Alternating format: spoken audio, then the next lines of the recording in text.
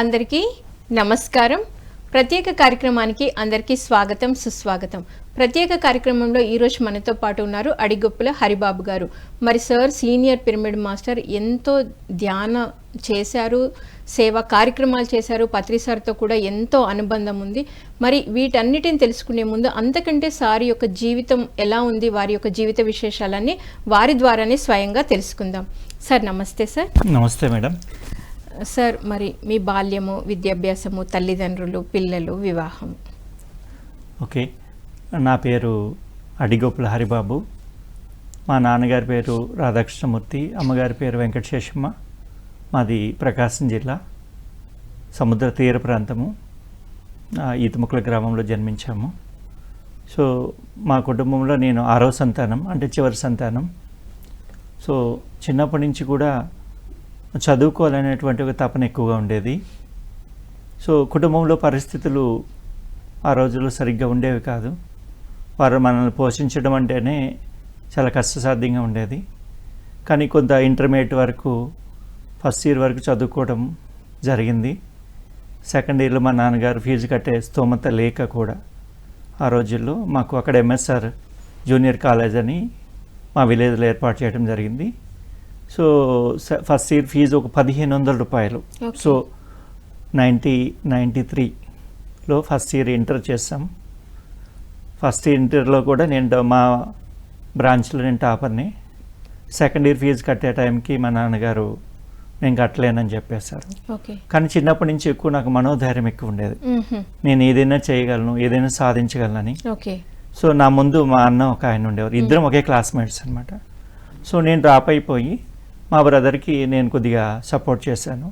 మా నాన్నగారికి కొన్ని భౌతికంగా కొన్ని వ్యసనాలు ఉన్నాయి, త్రాగుడు, ఇలాంటి జోదం అవి.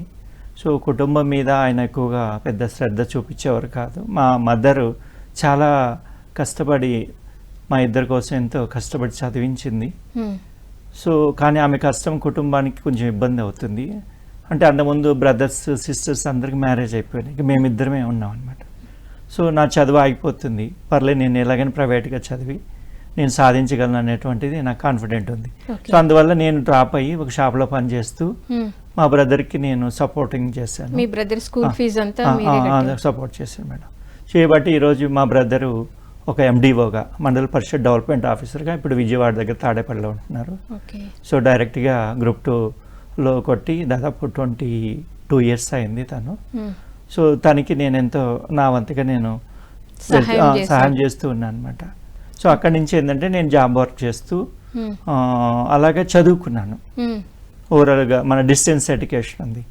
సో ఆంధ్ర యూనివర్సిటీ తరపున నేను ఎంట్రన్స్ రాసి నేను డిగ్రీ 3 ఇయర్స్ ఎవ్రీ ఇయర్ 1 సిట్టింగ్లోనే నేను పాస్ అయ్యాను అనమాట. ప్రైవేట్గా చదువుకొని జాబ్ చేసుకుంటూ వెళ్ళాను అనమాట. తర్వాత కూడా నేను పీజీ ఎంబీఏ చేద్దామని చెప్పేసి కూడా ప్రయత్నం చేశాను. మా బ్రదర్ ఉండి ఇంకెందుకు లేరా, నువ్వు జాబ్ చేస్తున్నావు కదా, ఇంకా నీకు ఇవన్నీ ఎందుకు అని చెప్పేసి అలా అన్నారనమాట. సో చిన్నప్పటి నుంచి ఏంటంటే కొద్దిగా సేవాభావం అనేది నాకు బాగా ఉండేది. సో ఎవరి నుండి అలవడింది సార్? నాకు యాక్చువల్లీ ఒక మదర్ తెరిసాని చిన్నప్పటి నుంచి ఆదర్శంగా తీసుకున్నాను. ఏంటంటే చదువుకునేటప్పుడు పాఠాల్లో మదర్ తెరిసా గురించి, ఒక గాంధీ మహాత్ముడి గురించి నన్ను బాగా ఇన్స్పిరేషన్ చేస్తున్నాయి. నాకు ఊహ తెలిసిన కాడి నుంచి కూడా సేవ అంటే బాగా ఇష్టం. ఇంట్లో కూడా వెనక ముందు చూసుకునేవాడిని. అంటే ఆహారం ఆ రోజుల్లో కొద్ది గొప్ప సరిపడి ఉండేది కూడా కాదు. అంటే వాళ్ళు పెద్దవాళ్ళు తిన్నారా లేదా, వాళ్ళకి సరిపోతుందా లేదా, లేకపోతే అలా ఆలోచనతో ఉండి వాళ్ళు తినకపోతే నేను కొద్దిగా తీసుకునేవాడిని.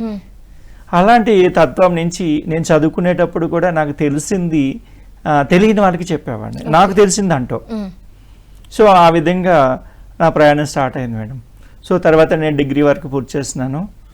ఎంబీఏ అనేది మధ్యలో ఇలాగ ఈ లోపు ఏమైందంటే నేను ఆక్వారంగం అంటే రొయ్యలకు సంబంధించిన ప్రాన్స్ ఉన్నాయి కదా, దాంట్లో నేను జాబ్ వర్క్ చేశాను 1995లో.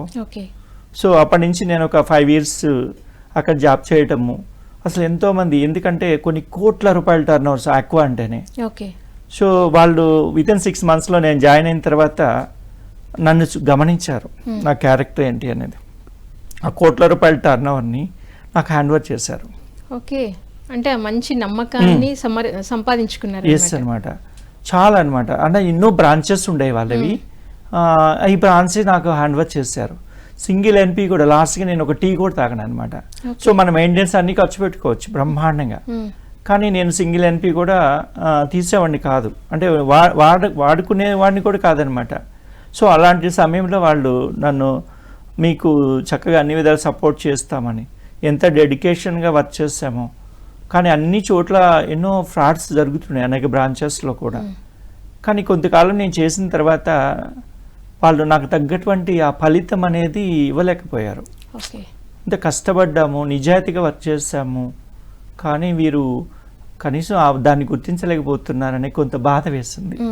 ఒక 5 years తర్వాత నేను బయటకు వచ్చేసిన. వచ్చిన తర్వాత వారికి అర్థమైంది.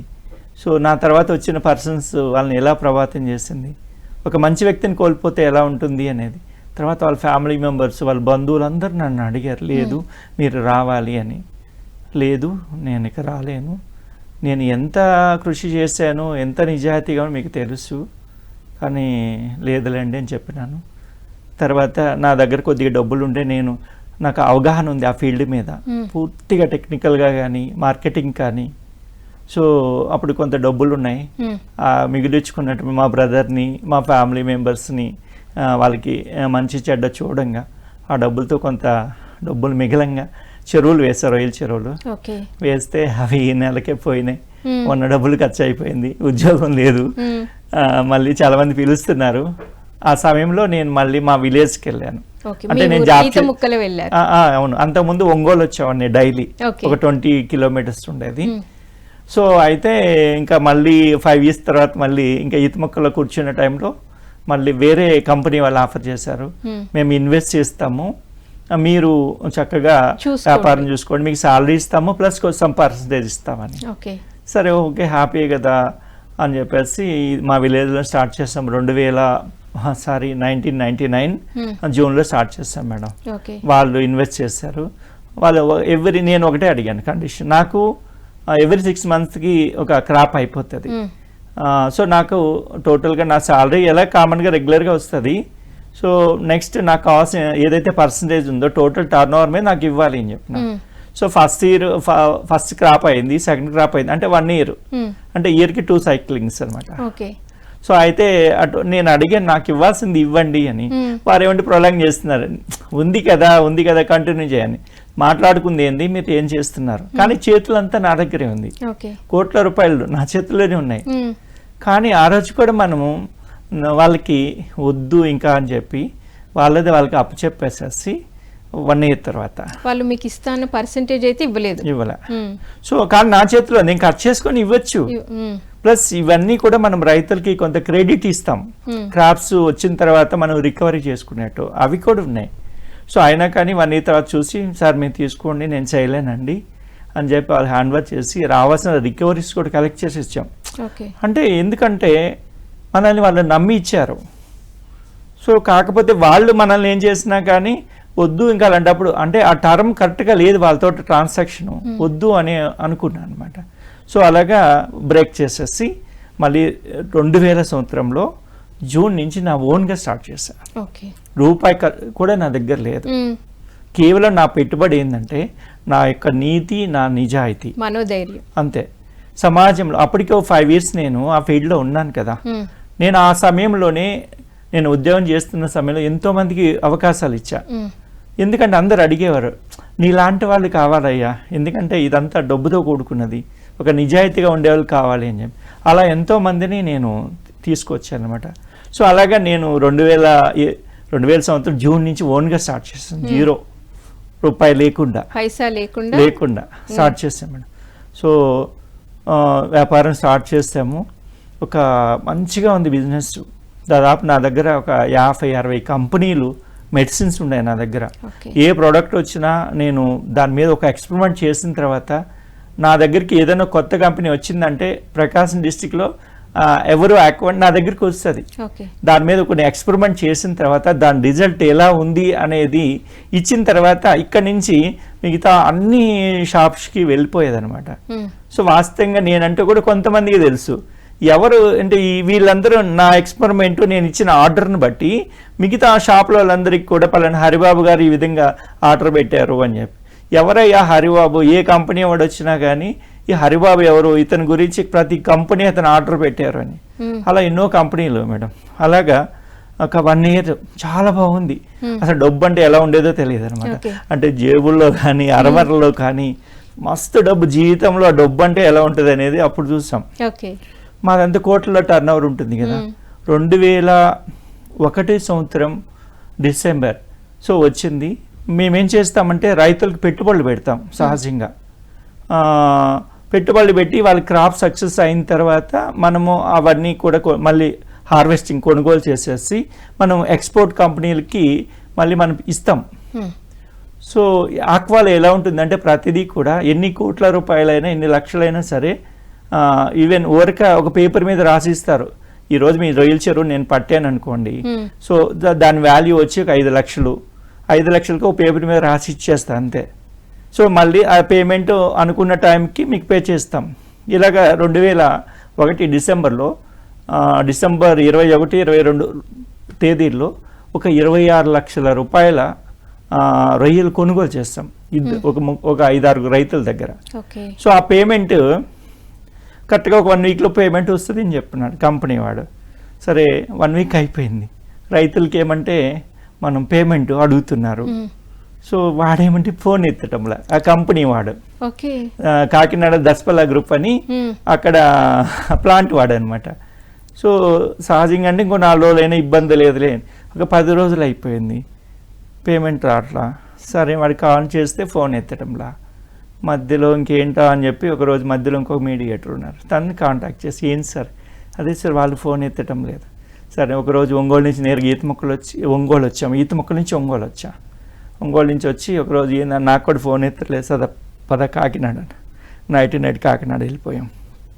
కాకినాడ వెళ్ళి అక్కడే ఎండి గారు లేరు, ప్లాంట్ అయితే రన్ అవుతుంది, సరే వస్తారని. అప్పటికి ఒక వారం రోజులు అయింది. నాకు అప్పుడు మొబైల్స్ లేవు, కమ్యూనికేషన్. నేను వారం కట్టుబట్టలతో వెళ్ళాం, వారం అయింది. ఈ లోపు ఊళ్ళో రూమర్స్, హరి జంప్ అయిపోయాడు, లేకపోతే ఈ రైతుల్ని అంటే వ్యాపారం అంటే కాంపిటీషన్ ఉంటుంది కదా, కొంతమంది షాపుల వాళ్ళు ఉంటారు కదా, వీళ్ళందరూ ఏంటంటే ఇంకా మన మీద రూమర్స్ తీసుకొచ్చారు షాపుల వాళ్ళు, హరి జంప్ అయిపోయాడని, లేకపోతే హరిని ఏదో చేసేసారని, అందుకే ఆయన వారం నుంచి కనిపించలేదని. ఎవరైతే ఇచ్చారో వాళ్ళు భయపడిపోయారు. ఒక్కొక్కరికి 5 లక్షలు 6 లక్షలు కట్టాలి ఆ రోజుల్లో. సో వారందరికీ 5 లక్షలు అంటే చాలా పెద్ద అమౌంట్ కదా. అలా 26 లక్షలు మేడం. సో వాళ్ళు భయపడిపోయారు. నేను సడన్గా ఒకరోజు మా షాప్కి ఫోన్ చేస్తే మా కుర్రాడు అండి ఎత్తి, అన్న అర్జెంటుగా మీ గురించి ఇలా రూమర్స్ ఉన్నాయి, మీరు అర్జెంటుగా రావాలి అని. ఎప్పుడు జరిగిందంటే 2001 సంవత్సరం డిసెంబర్ 31 ఫోన్ చేశా షాప్కి నేనే. చేస్తే ఇలా ఉంది అని అంటే ఆ నైట్ బయలుదేరి నేను వచ్చేసా. మీ ఊరు వెళ్ళా? మా ఊరు వచ్చేసాను. 2002 జనవరి 1st మా ఊళ్ళో ఉన్నా. వచ్చి ముందు ఊళ్ళో ఉన్నటువంటి ఆ రైతులు ఎవరైతే నాకు ఇచ్చారో ఒక 6-7 ఫార్మర్స్ ఇచ్చారు, వారందరికీ కనబడి మీరేం టెన్షన్ పడద్దు, హ్యాపీగా మీకు ఇస్తానని. సో వారు ఏమంటే, అయ్యా నీ డబ్బులు కాదు, ముందు నువ్వు కనబడ్డావు, చాలా సంతోషము. కొంతమంది ఎందుకంటే నీ గురించి ఇలా ఏదో చేశారని నువ్వు జంప్ అయిపోయాను అనుకుంటున్నారు అని వాళ్ళకి నచ్చజెప్పి అక్కడే కూర్చొని ఒక 1 month, అంటే అప్పటికి పెట్టుబడులన్నీ ఇచ్చున్నాం, క్రాప్స్ అన్నీ హార్వెస్టింగ్ స్టేజ్, 1 month అక్కడే కూర్చొని అన్నీ నాకు రావాల్సినవి రికవరీ చేసుకొని అలాగా కొంత బయట ఇంట్రెస్ట్లు తీసుకొచ్చి 1 monthలో 26 లక్షలు కట్టాను మేడం. కట్టేశారు 26 లక్షలు. అసలు జీవితంలో అది ఎలా జరిగిందో నాకు తెలియదు ఎప్పటికి కూడా. ఎందుకంటే మనకు ఒకప్పుడు తినటానికి లేని పరిస్థితి నుంచి వ్యాపారం స్టార్ట్ చేసి 0 పైసాతో లేకుండా వ్యాపారం స్టార్ట్ చేసి వితిన్ 1 year కల్లా ఆ స్టేజ్కి 26 లక్షలు ఎలా కట్టాను అనేది ఒక ఆశ్చర్యమైనట్టు. సార్ మరి మీకు ఏమనిపిస్తుంది అప్పుడు, మీరు ఏమనుకున్నారు సార్? ఫస్ట్ కంపెనీలో మీరు ఒకలాగా మోసపోయారు, అంటే మోసమనే చెప్పుకోవాలి, ఇప్పుడు మనం ఛాలెంజెస్ అంటాం కానీ సెకండ్ కంపెనీలో ఒక ఎక్స్పీరియన్స్, సో థర్డ్లో మీరు స్వయంగా స్టార్ట్ చేస్తే ఇంకొక different type of experience. So ఆ జర్నీలో మీరు అసలు ఏం రియలైజ్ అయ్యారు? సో నాకు ఫస్ట్ నుంచి నీతి నిజాయితీ ధర్మం, ధర్మో రక్షిత అనేది మనం చదువుకునేప్పుడు వింటూ ఉన్నాం, కానీ వాస్తవ అంతరార్థం మనకి తెలియని రోజులు అవి. కానీ నన్ను వాళ్ళందరూ నమ్మి నాకు అంత సరుకిచ్చారు. సో నన్ను నమ్మిన వాళ్ళని నేను మోసం చేయకూడదు అనే ఒక కాన్సెప్ట్ అంతే. సో నేను నమ్మిన వాడు నన్ను మోసం చేశాడు, కానీ నన్ను నమ్మిన వాడిని నేను మోసం చేయకూడదు. ఇది ఒక ప్రిన్సిపల్ 26 లక్షలు ఒక నెలలో కట్టగలిగే చేసింది నన్ను. ఓకే. సో ఆ విధంగా కొంతకాలము వారి చుట్టూ తిరగటం జరిగింది మేడం. మరి మీ డబ్బులు మీకు వచ్చాయి? లేదు మేడం, నాకు మొత్తం మీద ఒక 8 లక్షలు 9 లక్షలు వచ్చినాయి. మళ్ళీ 6 నెలలు తిరగటానికి మళ్ళీ ఒక 4-5 లక్షలు ఖర్చు అయిపోయింది. ఓకే. సో అయిన తర్వాత మళ్ళీ నేను 6 నెలల తర్వాత మళ్ళీ మా విలేజ్లో కొత్తగా ల్యాండ్ తీసుకొని చెరువులు తవ్వున్నానా, ఆ టైంలో ఇన్సిడెంట్ జరిగింది. 6 మంత్స్ తర్వాత వచ్చాను కదా, మళ్ళీ చెరువులు స్టార్ట్ చేసిన ఓన్గా వ్యాపారంకి. కంపెనీస్ అన్నిటికీ నేను కొద్దిగా డబ్బులు ఆపి అన్ని ఒడిదొడుగులు ఎదుర్కొంటున్నా కూడా మీరు వ్యాపారం ఆపలేదు, మళ్ళీ ప్రారంభించారు. కంటిన్యూ. నాకు అసలు గొప్ప విషయం ఏంటంటే మేడం, కంపెనీస్ అన్ని సపోర్ట్ చేసినాయి మళ్ళీ. ఎందుకంటే నేను వాళ్ళకి డబ్బులు ఆపా. వాళ్ళ డబ్బులు, వాళ్ళకి కట్టాల్సిన డబ్బుల్ని నేను ఆపి, నాకు రైతులకి నేను ఇచ్చాను కదా, నాకు రికవరీస్ వచ్చినాయి, కొంత వడ్డీలకి తీసుకొచ్చి ముందు రైతులు కట్టా. కానీ వాళ్ళు నేనేంటి అని తెలుసు. ప్లస్ ఇలాంటి క్రిటికల్ టైంలో కూడా ఇతను ఇంత ధైర్యంగా నిలబడి ఇంతమంది కట్టారు అని అంటే మనం ఏంటి తెలుసు. కాబట్టి కంపెనీస్ అన్ని మళ్ళీ సపోర్ట్ చేసినాయి. మళ్ళీ రీస్టార్ట్ చేశా. ఇటు వ్యాపారము జరుగుతుంది, ప్లస్ నా చెరువులు ఉన్నాయి కదా ఓన్గా, చెరువులు వేసా అప్పుడే కొత్తగా అనమాట. వేయంగానే అందరూ సపోర్ట్ చేశారు. రొయ్యలు కంపెనీ వాళ్ళు సీడ్ ఇచ్చారు, మళ్ళీ మేత వాళ్ళు మేత ఇచ్చారు, ఫీడ్ అనమాట. సో మళ్ళీ స్టార్ట్ చేస్తే నా చుట్టుపక్కల ఉన్న చెరువులన్నీ కూడా వైరస్ వచ్చి 1 మంత్కి అన్నీ పోయినాయి. నా చెరువులు మాత్రమే సూపర్ సక్సెస్ అయినాయి. మంచి కౌంట్కి వచ్చి అంతా 4.5 మంత్కి నాకు ఎంతైతే 15 లక్షలు డెబ్ షీట్ వచ్చింది ఓవరాల్గా, ఆ 26 లక్షల తాలూకు. నాకు ఆ 15 లక్షలు ఒక్క క్రాప్లో వచ్చేసింది మేడం. నాకు అప్పుడు అర్థమైంది ధర్మో రక్షిత రక్షిత అని. ఆ పదానికి నా జీవితమే ఒక అర్థం పరమార్థాన్ని ఇచ్చింది. ఎందుకు అంటే నువ్వు ధర్మంగా ఉండు, ఆ ధర్మాన్ని నువ్వు రక్షించు, తిరిగి నీ చేత కాపాడబడిన ధర్మం నేను రక్షిస్తుంది అనే దానికి ఇదే ఉదాహరణ. నేను ధర్మంగా నిలబడ్డాను కదా, కాబట్టే కదా నాకు ప్రకృతి మళ్ళీ వితిన్ 1 ఇయర్ కల్లా చుట్టుపక్కల అంతా వైరస్ వచ్చి చెరువులు పోయినా నాకు వచ్చిందా? కంపెనీలన్నీ మనల్ని సపోర్ట్ చేసినాయా? మళ్ళీ 1 ఇయర్ కల్లా నేను హ్యాపీగా మళ్ళీ నిలబడి మళ్ళీ వ్యాపారం కంటిన్యూ చేశాను. సార్ మరి మీ వివాహము, పిల్లలు? సో యాక్చువల్లీ నాకు చిన్నప్పటి నుంచి కూడా మ్యారేజ్ అంటే సేవాభావం ఎక్కువ. సో మ్యారేజ్ మీద నాకు ఏ రోజు కూడా చేసుకోవాలనేది లేదు, సేవ మీదే ఎక్కువ ఉన్నాను. నా వ్యాపారంలో కూడా వచ్చిన దాంట్లో ఎన్నో సేవా కార్యక్రమాలకి ఎంతోమందిని రెండో కంటికి తెలియకుండా చదివించాను మేడం. యాక్చువల్లీ నాకు తర్వాత అర్థమైంది గుప్తదానం చేయాలి అనేది, అంటే రెండో కంటికి తెలియకుండా దానం చేయాలి అనేది నాకు సహజంగానే అది ఆ గుణం ఉంది. మదర్ తెరిసా స్పీచెస్ కూడా ఎక్కువ ప్రభావితం అయ్యానని చెప్పారు. రెండో కంటికి కూడా తెలియకుండా సో మీరంతా సేవ చేస్తూ ఉండేవాళ్ళు అనమాట. సో అంతా మీ బిజినెస్ బాగుంది, మీరు నిలదొక్కున్నారు, మీ బ్రదర్స్ అంతా కూడా చక్కగా సెటిల్ అయ్యారు. మరి అసలు ఈ ధ్యానం అనేది మీ జీవితంలోకి ఎలా వచ్చింది? సో నాకు ఈ వ్యాపారంలో 2002లో ఇది జరిగింది కదా మేడం, 1-2. మళ్ళీ అక్కడి నుంచి మళ్ళీ వ్యాపారం బాగా పుంజుకొని బాగా వెళ్ళాను. దాదాపు 3 బ్రాంచ్లు మెయింటైన్ చేశా.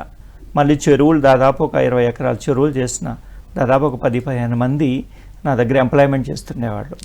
ఒక మంచి ధనవంతుడిలాగా సెటిల్ అయ్యారు, మంచి స్థాయికి వెళ్ళాం ఫైనాన్స్. మళ్ళీ అక్కడి నుంచి కూడా అలా మళ్ళీ 2004, 2005 మళ్ళీ వెళ్ళేటప్పటికి మళ్ళీ ఒక కంపెనీ డాబర్ బ్రాండ్ ఉంది, డాబర్ మనకి కంపెనీ ఉంది కదా, వాళ్ళు ఆక్వా రంగంలోకి వచ్చి వాళ్ళు ఫీడు అవన్నీ మెడిసిన్స్ వస్తే దాన్ని డీలర్షిప్ తీసుకొని ఒంగోలు డిస్ట్రిక్ట్ హెడ్ క్వార్టర్స్లో ఒక పాయింట్ పెట్టాం, షాప్ డిస్ట్రిబ్యూషన్ లాగా పెట్టి.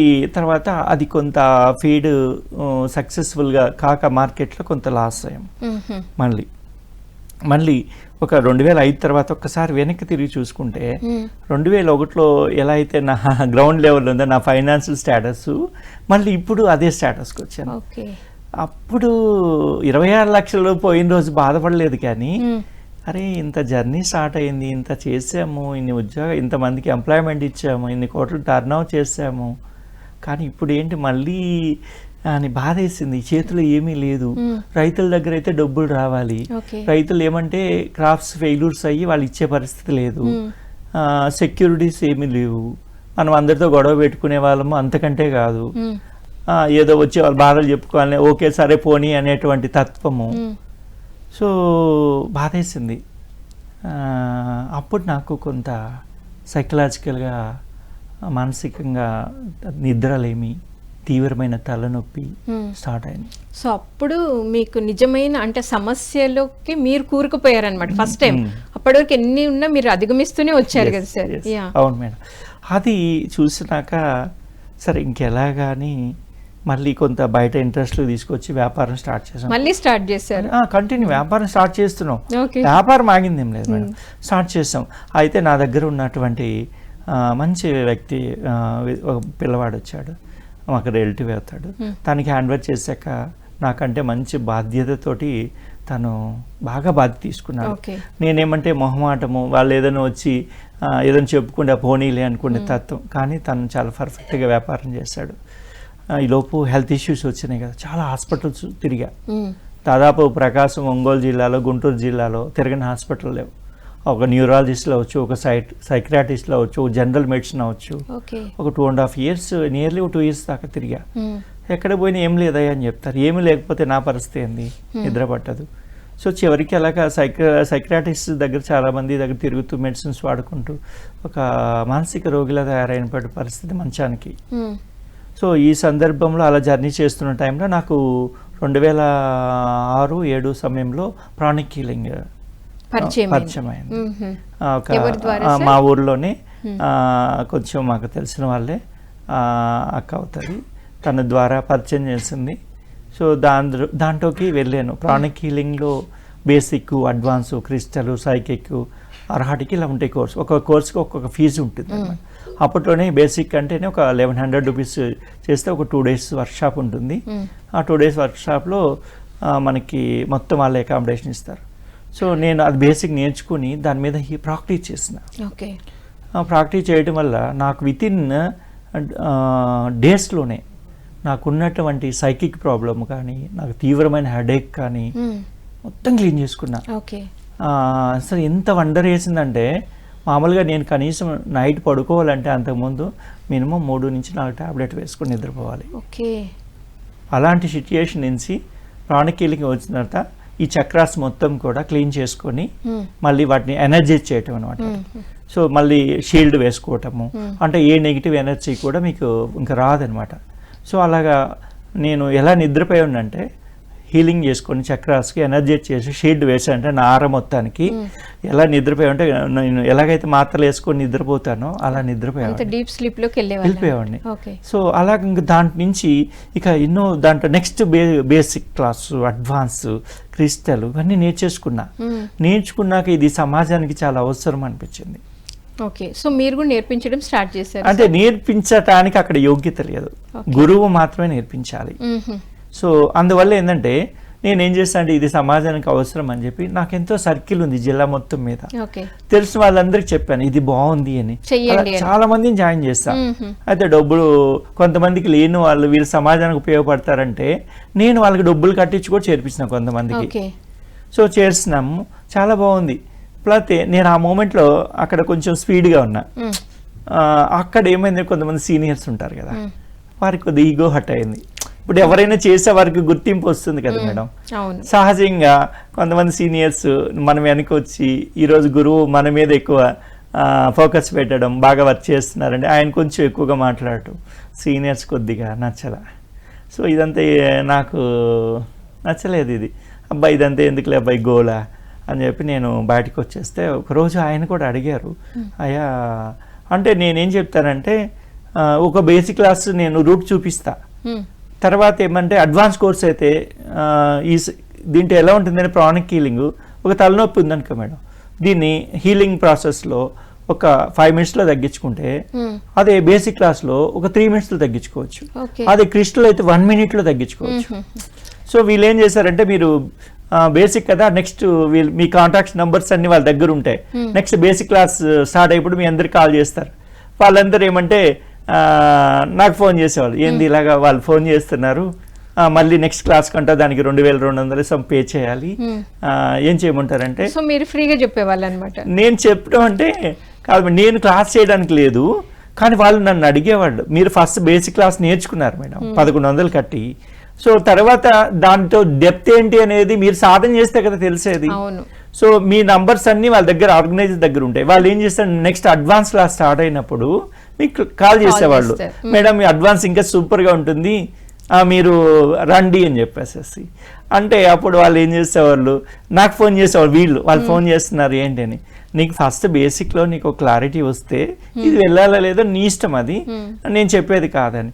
నెక్స్ట్ వాళ్ళు మళ్ళీ వీళ్ళకి కాల్ చేసి ఆర్గనైజర్స్ వీళ్ళకి కాల్ చేసినప్పుడు హరి గారు ఇలా అంటున్నారు నా మీద చెప్పు. వాళ్ళు ఒక రోజు ఆయన అడిగారు, ఏమయ్యా నీకెందుకు, వాళ్ళు నేర్చుకుంటారు కదా, నువ్వెందుకు అలా ఆపుతున్నావు అని. అవును సార్, నేను రూట్ చూపించాను, నన్ను అడిగారు, దాని మీద ప్రాక్టీస్ చేసి నువ్వు దాంతో ఇంకా డెప్త్కి వెళ్ళాలి, ఇంకా ఈజీగా తగ్గించుకోవాలి నీ సమస్యలు అంటే నీ ఇష్టం అది అని చెప్పాను. అంటే వాళ్ళు ఎందుకు చెప్తావు అన్నాడు. నాకు అది నచ్చలా, ఇది కమర్షియాలిటీ అయింది అనిపించింది. ఇంకా ఆ రోజు నుంచి బాయ్ బాయ్ చెప్పేసి అయిపోయింది, ఇంక వద్దు అనుకున్నా. నెక్స్ట్ నుంచి ఒక స్నేహితుడు నాకు, మా క్లాస్మేట్ చిన్నప్పటి నుంచి, తను ఎంటెక్ చేశాడు. తను ఎంటెక్ చేసి వాళ్ళ పేరెంట్స్ కూడా మగ్గం నేసి అబ్బాయిని చదివించారు. మా పేరెంట్స్ కూడా మగ్గం నేస్తారు, మా నాన్న మా అమ్మగారు కూడా. సో అయితే తను కూడా ఒకరోజు నాకు ఫోన్ చేశారు, నాకు చదువు అంటే మధ్యలో ఆగిపోయింది, వాడు ఎంటెక్ చదువుకున్నాడు మనం చదువుకోలేకపోయాము అనే బాధ ఉంది కదా. ఇప్పుడు చాలా హ్యాపీగా వాళ్ళు చూసి ఫీల్ అవుతుండేవాడిని, వాడు పెద్ద ఉద్యోగం చేస్తున్నాడు హ్యాపీ కదా అనుకున్నా. కానీ ఒకరోజు నైట్ ఫోన్ చేశాడు, సో నాకు ఇలా మనీ అవసరం వచ్చింది, నాకు 3 lakhs మనీ కావాలి, చేయగలవా. నీకేం రా నాయన, నువ్వు ఎంటెక్ చదువుకున్నావు, ఇంత లక్షల్లో జీతం తీసుకుంటా కదా, నేను ఇవ్వటం ఏంది అని అంటే అప్పుడు తన స్టోరీ చెప్పాడు నాకు. నేను చిన్నప్పటి నుంచి కూడా చదువుకుంటున్నాను, కానీ నా జర్నీ అంతా ఎలా ఉంది అని అంటే మా పేరెంట్స్ కూడా తెలియదు, నేను ఆధ్యాత్మిక మార్గంలో ప్రయాణం చేస్తున్నానని. సో ఆ స్టోరీ విన్న తర్వాత అక్కడి నుంచి సరేరా బాబు, ఆధ్యాత్మిక మార్గం అంటే మీరు అడిగారా సార్ అసలు ఏం చేస్తున్నావు అని? అడిగా, మొత్తం చెప్పాడు. నేను ఈ వేలో ఉన్నాను, మా పేరెంట్స్ కూడా తెలియదు, ఇప్పటికి ఉద్యోగమే చేస్తున్నాను అనుకుంటున్నారు అని చెప్పాడు. ఉద్యోగం కూడా చేయట్లేదు, కానీ మరి పేరెంట్స్కి మంత్లీ నీ మీద ఆధారపడి ఉన్నారు కదా, మరి ఏం చేస్తున్నావు అంటే ఇలా తెలిసిన వాళ్ళందరి దగ్గర అక్కడక్కడ తీసుకొని పేరెంట్స్కి నెలల కింద ఎంత పంపిస్తున్నాను అని చెప్తా వచ్చి. ఓ అయ్యా సరే ఏంటి ఇప్పుడు నీ సమస్య అంటే, నాకు ఒక 3 lakhs అమౌంట్ కావాలి నువ్వు చేయాలి అన్నాడు. కానీ నేను అప్పుడే మళ్ళీ 2007లో జరిగింది మేడం. సరేరా నాయన, నాకు అప్పుడే మళ్ళీ నిలదొక్కుంటూ ఉన్న టైం అనమాట. సార్ మీరు ఇందాక చెప్తున్నారు మీ ఫ్రెండ్ ఒకతను మిమ్మల్ని మనీ అడిగారు, ఆధ్యాత్మిక మార్గంలో ఉన్నాను బట్ నా పేరెంట్స్ కూడా తెలియదు అని చెప్తున్నారు, ప్లీజ్ కంటిన్యూ. ఓకే. తను ఒకరోజు అర్ధరాత్రి ఇలా కాల్ చేయడం, నైట్ 10:30, 11 కాల్ చేశాడు. చూస్తే ఈ టైంలో ఎవరు బాగా చేసి నిద్రలో ఉన్నా, లేచి చూసిన ఒక 1/2 గంట సేపు మాట్లాడాడు తన గురించి. నేను ఇలా ఉన్నాను, నా జర్నీ ఇలా ఉంది, సో అందువల్ల నేను మా పేరెంట్స్కి అవసరం వస్తే ఇలాగ, సరే ఒక మాట ఇచ్చా చేస్తానని చెప్పి, సరే అని చెప్పి ఒక టైం తీసుకొని తనకు ఒక 1 lakh పేమెంట్ చేసిన ఆ రోజు. నేను అన్ని సమస్యల్లో 2007లో చేసా అతనికి. చేసిన తర్వాత అతనితోటి ఇంకా జర్నీ ఎప్పుడైనా వచ్చినప్పుడు కానీ ఫోన్లో కానీ, సముద్ర తీర ప్రాంతం మాది, అక్కడ కూర్చొని ఇద్దరం 1 గంట 2 గంటలు 3 గంటలు సత్సంగం చేసుకునేవారు. సో ఆధ్యాత్మిక విషయాలన్నీ మాట్లాడుకునే జరిగినాయి. తర్వాత ఒకసారి తను 2008 ఉగాది ధ్యానయజ్ఞంకి రాజమండ్రిలో వాళ్ళ గురువుగారు ఒక ఆయన ఉన్నారు. వాళ్ళ గురువుగారు నాన్నగారు గొప్ప యోగి, నరసింహ యోగి అని చెప్పి, ఆయన హిమాలయస్లో చిన్నప్పుడే తప్పిపోతాడు. ఎలా లాహరి మా సైడ్ తప్పి హిమాలయస్కి వెళ్తారో, ఇతను 6 ఏళ్ళ 7 ఏళ్ళ వయసులో 10 ఏళ్ళ వయసులోనూ ఆయన తప్పి ట్రైన్ ఎక్కి హిమాలయస్కి వెళ్ళిపోవటము, అక్కడ ఆయన గురువులు ఆయన్ని స్వీకరించటము, అలా 20 సంవత్సరాలు అయిన తర్వాత బాబు నీ ఇక్కడ అయిపోయింది, నువ్వు ఇక భూమి మీద నువ్వు చేయాల్సిన వర్క్ ఉంది, నువ్వు వెళ్ళిపో అని వాళ్ళ గురువులు పంపించటము. 20 మళ్ళీ 15 సంవత్సరాల తర్వాత ఆయన రాజమండ్రి రావటం, వాళ్ళ పేరెంట్స్ చూసి ఆశ్చర్యపోవటము.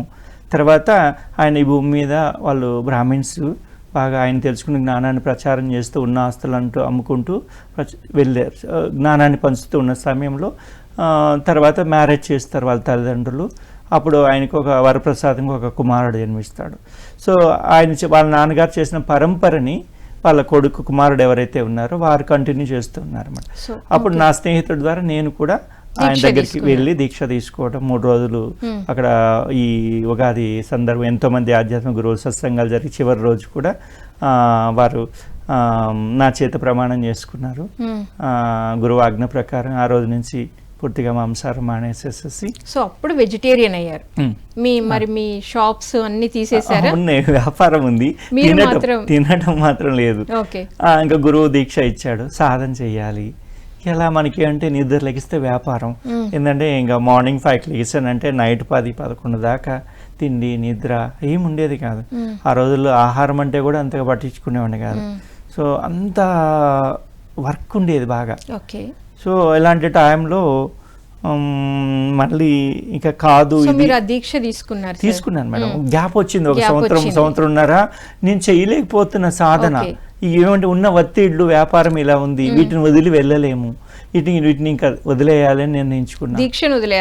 దీక్షను కాదు, వ్యాపారాలు వదిలేయాలనుకున్నా. అలా 1 year 1.5 year జర్నీ జరిగింది. ఇక చెరువులు వదిలేసిన, వ్యాపారం వదిలేసిన, అందరికీ మాకు నా దగ్గర ఉన్న కుర్ర వాళ్ళకి చెప్పేసిన, ఇక నుంచి మీదే బాధ్యత, మీరు చూసుకోండి అని.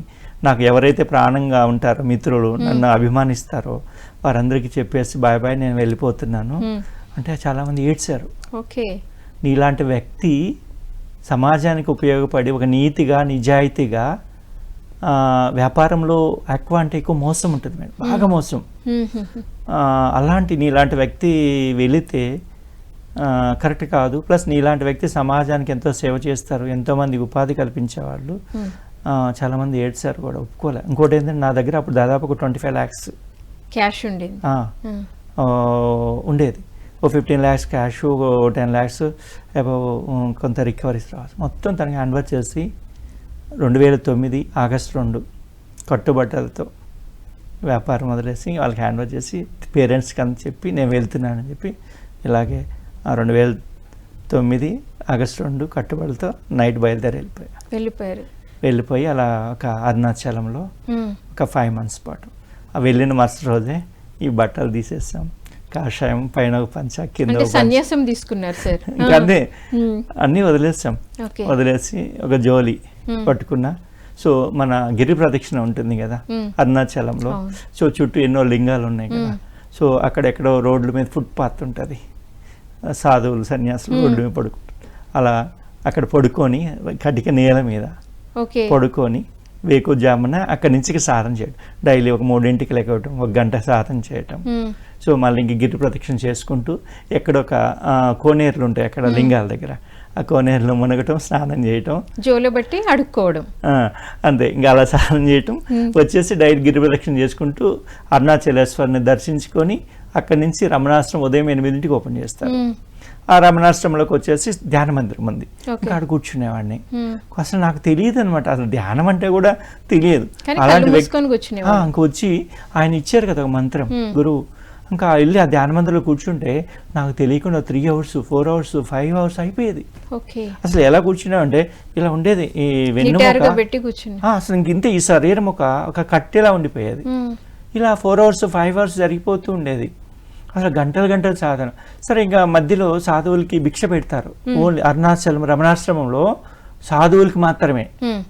వెళ్ళి అక్కడ లైన్లో ఉంటే ఒక పాత్ర తీసుకుంటే భిక్ష పెడతారు. అలా భిక్ష తీసుకొని ఆ భిక్ష తిని మళ్ళీ సాధనలో కూర్చునేవాడిని. అలా నైట్ వరకు 8ంటికి ఏమో క్లోజ్ చేస్తారు. అప్పటి వరకు సాధనలోనే ఉండేవాడిని. ఈ లోపల మా మిత్రుడు కూడా అక్కడ ఉండేవాడు. తను, ఎందుకు నువ్వు ఇంత సాధన చేస్తున్నావు అని. అసలు నాకు సాధన అంటే తెలియదు, నేను కూర్చున్నాను, నాకు తెలియకుండానే ఇదంతా జరిగిపోతుంది అని. సో అప్పుడు నాలో ఇన్నర్లో నుంచి ఓంకారం 24 hours మధురమైనటువంటి ఆ ఓంకార శబ్దం వచ్చేది.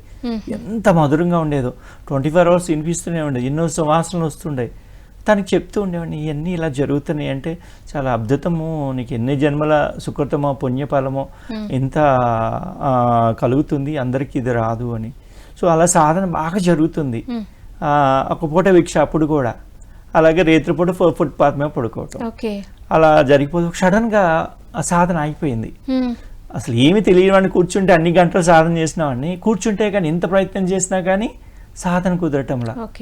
ఎందుకు ఇది అనేది నాకు ఆ తర్వాత అడిగా, ఏంది ఇలా ఎందుకు జరుగుతుంది అని. ఏదో కర్మ బంధాలు నిన్ను లాగుతున్నాయి, అందువల్ల ఆ ప్రభావం నీవే పడుతుంది అని.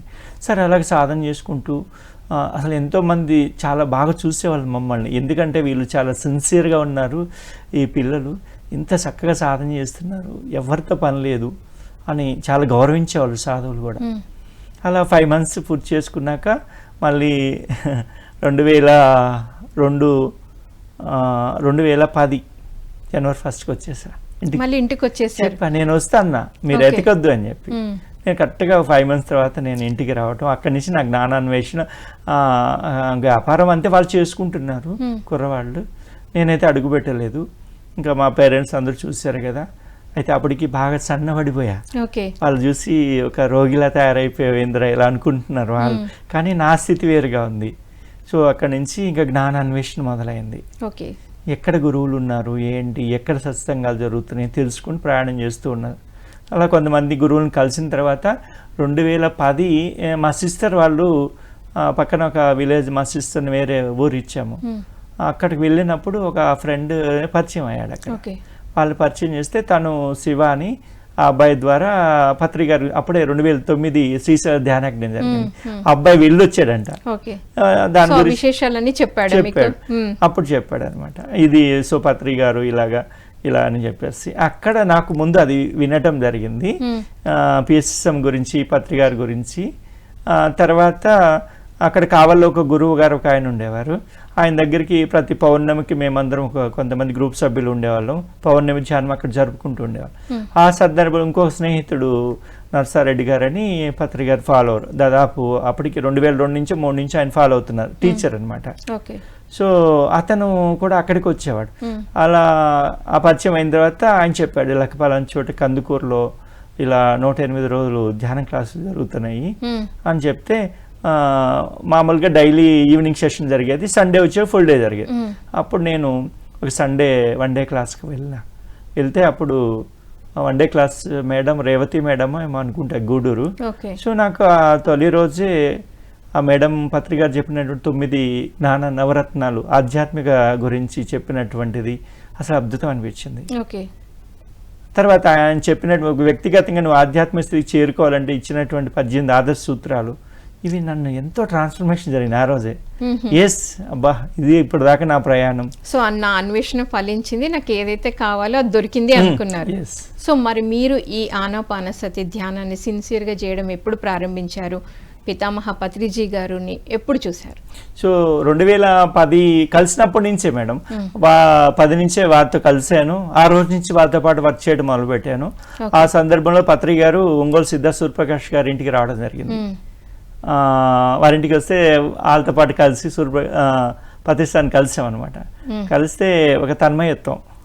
అంటే మీరు అంతకుముందు వేరే వేరే ఆర్గనైజేషన్లో గురువులను కలిశారు, ఈ గురువుని చూడగానే మీకు ఏమనిపించింది? సో నాకు ఆయన ఇచ్చిన జ్ఞానం ఇచ్చింది, నాకు అర్థమైపోయింది నా జీవిత లక్ష్యం ఏంటి అనేది. ఎందుకంటే ఫస్ట్ నేను హీలింగ్ చేసినప్పుడు మనీతో కూడుకున్నది. సో మనీతో సంబంధం లేని విద్య కావాలి ఒకటి. తర్వాత ఒక గురువు దగ్గర మంత్రం తీసుకున్నా.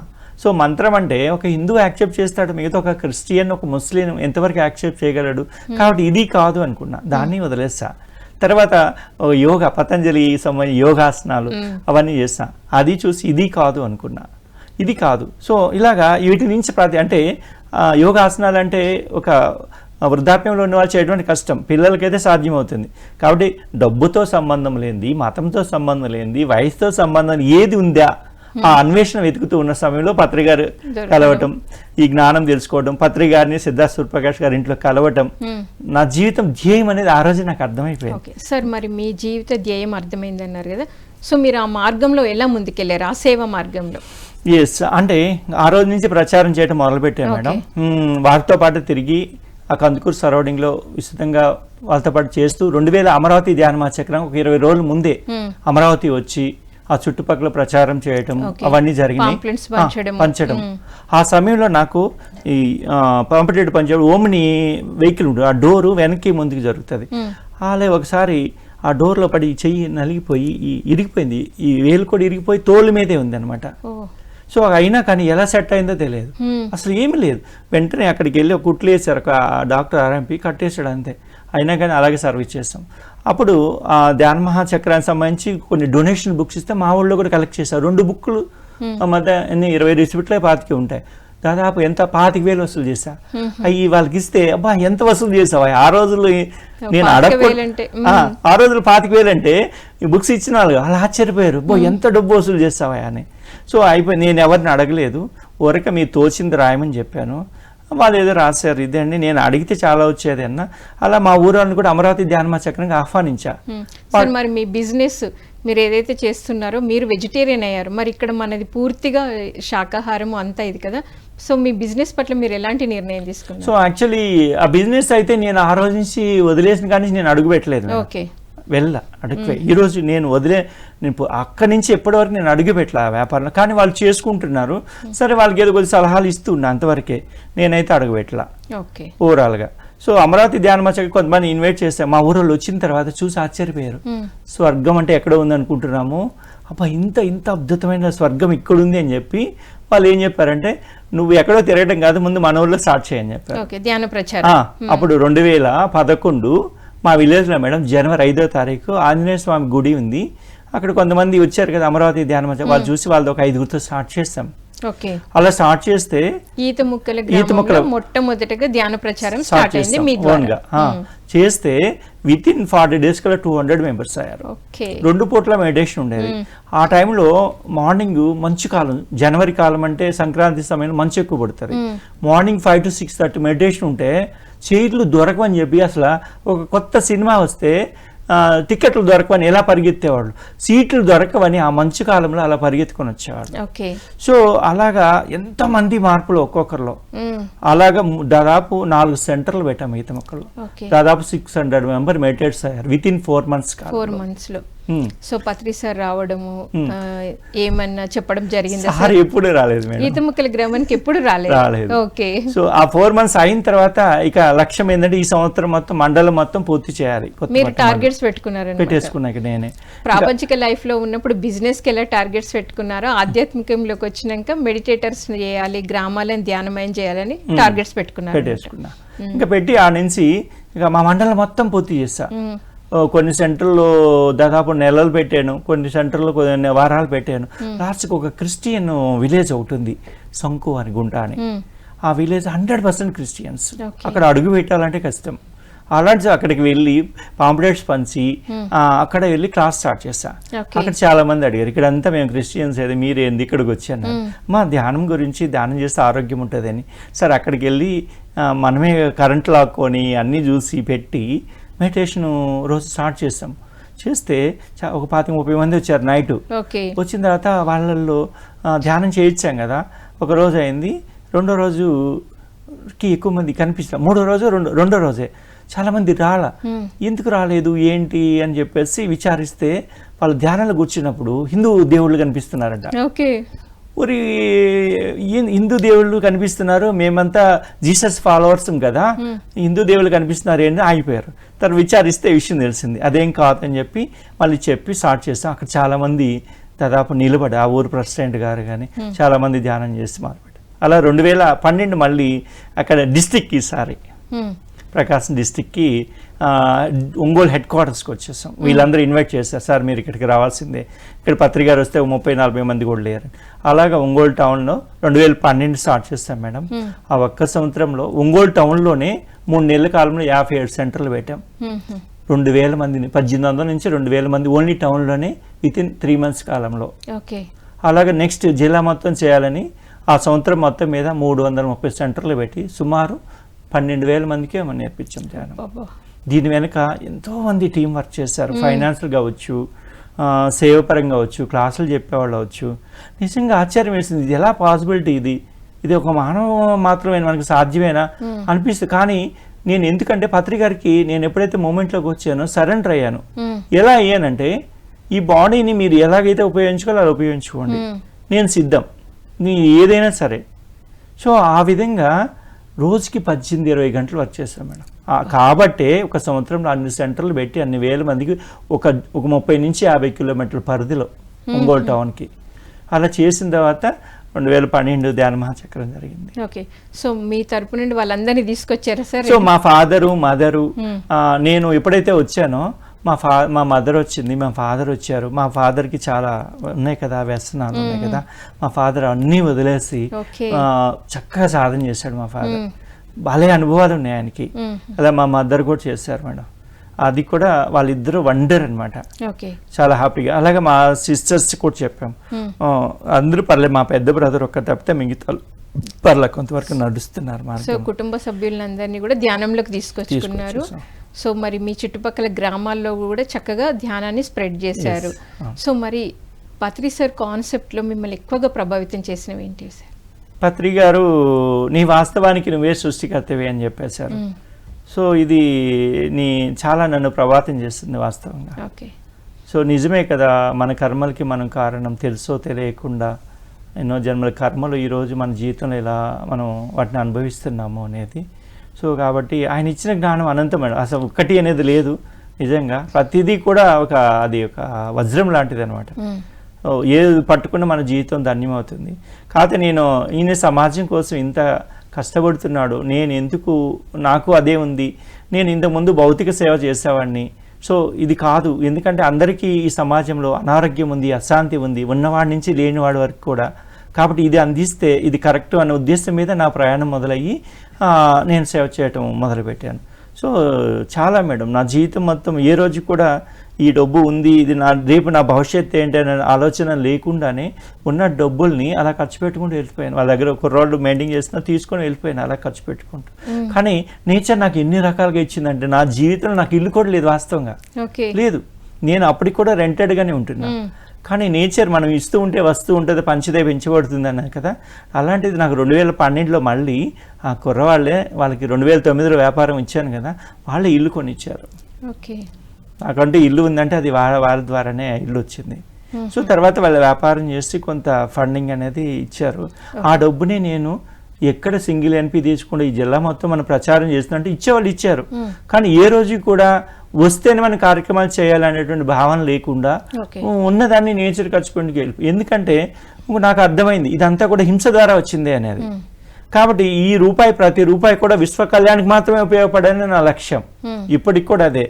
ఇప్పుడు నేను తినే ప్రతి పైసా కూడా అది నేను హింసా మార్గం నుంచి వచ్చిందే. కాబట్టి ఈ ప్రతి రూపాయి కూడా ఏదున్న చివరికి నా ప్రాపర్టీ కూడా అది విశ్వానికి ఉపయోగపడాలనేది నా లక్ష్యం. సార్ మరి ధ్యానానికి ముందు మీరు, ధ్యానం తర్వాత మీరు అంటే మీరు ఏం చెప్తారు మీలో జరిగిన ట్రాన్స్ఫర్మేషన్ గురించి? సో ధ్యానానికి ముందు అంతా దుఃఖము, బాధ, అనారోగ్యాలు. సో నా జీవితం ఇలా ఉంటానంటే పలానా వాళ్ళు కారణము అనేటువంటి అజ్ఞానంలో జీవించాం. ఎప్పుడైతే ధ్యానంలోకి వచ్చామో ధ్యానం వల్లే జ్ఞానం అనేది అవగాహనలోకి వచ్చింది. సో కాబట్టి ధ్యానం ద్వారా వీటన్నిటి నుంచి చాలా ఈజీగా బయటపడవచ్చు. ధ్యానమే అల్టిమేట్ అనేది గురువులు అందరి యొక్క సందేశము. కాబట్టి ఈ సత్యంలో తెలుసుకున్నాను. కాబట్టి సో ఇది ఆనందంగా జీవించాలంటే ధ్యానం వల్లే అన్న సత్యం తెలుసుకున్నాను. సో అందువల్ల నేను ఆ ప్రయాణం ఇలా కంటిన్యూ చేస్తున్నాను. Okay sir. సార్ మరి ఆనాపానసతి ధ్యాన గురు బ్రహ్మర్షి పితామహ పత్రిజీ గారి గురించి చెప్పాలి అంటే మీరు ఏం చెప్తారు? ఈ భూమి మీద ఒక గొప్ప యుగ పురుషుడు మేడం. ఎంతోమంది మహానుభావులు ఈ భూమి మీదకి వచ్చారు.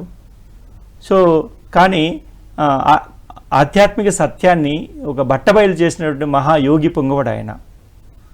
సో ఎంత అద్భుతంగా ఒక సామాన్యుడు కూడా ఆచరించే విధంగా ఆయన అందరికీ సింపుల్సిటీగా ఆయన 1,00,000 పుస్తకాల యొక్క సారము సింపుల్సిటీగా ఒక పామడికి కూడా అర్థమయ్యేలా, అంటే ఒక అరటిపండు వలిసి పెట్టే విధంగా ఆయన అందించారు. కాబట్టి ఈరోజు ఎన్నో ఆధ్యాత్మిక సంస్థలు ప్రయాణం చేసిన వారికి కూడా, ఒక హేతువాది, ఒక కమ్యూనిస్టు, ఒక నక్సలైట్ కూడా ఈరోజు ఆయన ఇచ్చిన జ్ఞానాన్ని పట్టుకొని కుల, మత, వైస్తవ సంబంధం లేకుండా ఈరోజు కొన్ని కోట్లాది మంది పిఎస్ఎస్ మూమెంట్లో ప్రయాణం చేస్తున్నారంటే ఆ మహానుభావుడు ఇచ్చినటువంటి ఆ జ్ఞానమే మేడం. సో ఇంతకు మించిన గొప్ప గురువు ఈ భూమి మీద అయితే లేరు. సో అలాంటి ఆ గురువు మార్గంలో ప్రయాణం చేయడం, ఆ గురువుతో కలిసి తిరిగి తింటూ మాట్లాడుతూ ఆడుతూ ఎంత ఆనందంగా జీవించారంటే, గురువులంటే ఇలా ఉంది అనేటువంటి ఒక సమాజం ఒక పోకడలో ఉంది. గురువు అంటే ఎలా ఉండాలి, ఒక మిత్రత్వంతో ఉండాలి, అంతా ఒక్కటే అన్న తత్వాన్ని ఆయన ఆచరణలో పెట్టి మనకు చూపించాడు, నిరూపించాడు. కాబట్టి అంతమంది ఈరోజు ఆయనకి దగ్గరయ్యి ఆయన విశ్వ కళ్యాణంలో భాగంగా వీరందరూ కూడా చేస్తూ ఉన్నారు. అది నన్ను చాలా ప్రేరేపించింది. యా వండర్ఫుల్ సార్, నిజంగా చాలా అద్భుతంగా చెప్పారు. మరి ఫైనల్గా మొత్తం యావత్ ప్రపంచానికి మీరు ఇచ్చే మెసేజ్ ఏంటి? సో ఈ భూమి మీద మనం అందరం కూడా ప్రతి ఒక్కరూ ఆరోగ్యంగా ఉండాలి, సంతోషాలతో ఉండాలి, ఆనందంగా ఉండాలి అని కోరుకుంటున్నారు. సో అది మాటలతో వచ్చేది కాదు. ఈరోజు మనం యాంత్రికంగా జీవిస్తున్నాం. సో మనం ఆనందంగా జీవించాలంటే ఉన్న అల్టిమేట్ మార్గం ఏదైనా ఉంది అని అంటే అది ఆనాపానసతి. ఎందుకంటే నేను అనేక సంస్థలో ప్రయాణం చేసుకుంటూ వచ్చాను కాబట్టి ₹1 ఖర్చు లేకుండా మన ఇంట్లో మనం కూర్చో మన ఇల్లు ఒక ఆశ్రమంగా చేసుకుంటూ సంసారం చేసుకుంటూ ఉద్యోగం చేసుకుంటూ వ్యాపారం చేసుకుంటూ పగులు ప్రాపంచిక ధర్మం, రాత్రి ఆధ్యాత్మిక ధర్మంలో జీవిస్తూ ఈ జీవితాన్ని సార్థకం చేసుకోవచ్చు అని పత్రి గారు ఇచ్చినటువంటి జ్ఞానం ఈరోజు ఇన్ని కోట్లాది మందిని ప్రేరేపించింది అని అంటే పత్రి గారు ఇచ్చినటువంటి ఈ ఆనాపానసతి శ్వాస మీద ధ్యాస మార్గమే madam. Yeah, thank you sir. మరి ఎంతో అద్భుతంగా ఎంతో చక్కగా 50-50 అంటే ప్రాపంచిక లైఫ్ ఎలా ఉంది, ఎన్ని ఒడిదొడుగులు ఎదుర్కొన్నా కూడా మీరు ఎక్కడ కూడా ధైర్యాన్ని కోల్పోలేదు. ఆ ధైర్యంతోనే మరి ముందుకెళ్తూ సత్యాన్ని అన్వేషిస్తుంటే ఆనాపానసతి ధ్యానం మీ దగ్గరికి ఎలా వచ్చింది, మీరు మీతోనే సరిపెట్టకుండా మీ ఊరిని చుట్టుపక్కల గ్రామాలని ఎంతో అద్భుతంగా ధ్యాన ప్రచారం చేసి వాళ్ళకి కూడా మీ ద్వారా జ్ఞానం అందేటట్టు చేశారు. Thank you sir, thank you so much. Thank you very much madam. మీకు అలాగే పిఎంసి వారికి, పిఎంసి ప్రేక్షకులందరూ కూడా ధన్యవాదాలు. సో విన్నారు కదండి, మరి ఎక్కడో పుట్టి మారుమూల పల్లెటూరులో జన్మ తీసుకొని చిన్నప్పటి నుండే ఎన్నో కష్టాలు ఎదుర్కొని ఎక్కడ కూడా ధైర్యాన్ని కోల్పోకుండా ఎలా అయినా జీవించి నిరూపించవచ్చు అని అలా అన్వేషిస్తూ ఉంటే మరి ఈ ఆనాపానసతి ధ్యానం సార్ దగ్గరికి వెళ్ళింది. మరి తానొక్కరే చేస్తూ ఆగిపోకుండా ఎంతోమంది జీవితాల్లో ఒక వెలుగు నింపారు. ముఖ్యంగా పత్రిజీ గారిని ఎంత అద్భుతంగా అర్థం చేసుకున్నారు అంటే ఒక యుగ పురుషుడు ప్రతి ఒక్కరి జీవితాల్లో మరి ధ్యానాన్ని పరిచయం చేసి ఒక దీపాన్ని వెలిగించిన ఆ మహానుభావుడు ఎలా భూమి మీదకి వచ్చారు, మరి ఆయన ద్వారా ఎంత నేర్చుకోవాలి, ప్రతి ఒక్కరూ ధ్యానం చేస్తే జీవితాన్ని ఎంత అద్భుతంగా మలుచుకోవచ్చు, ఎంతో అద్భుతంగా సార్ తెలియజేశారు. మరొక ప్రత్యేక కార్యక్రమంలో మరొక మాస్టర్తో మళ్ళీ కలుద్దాం. Thank you so much.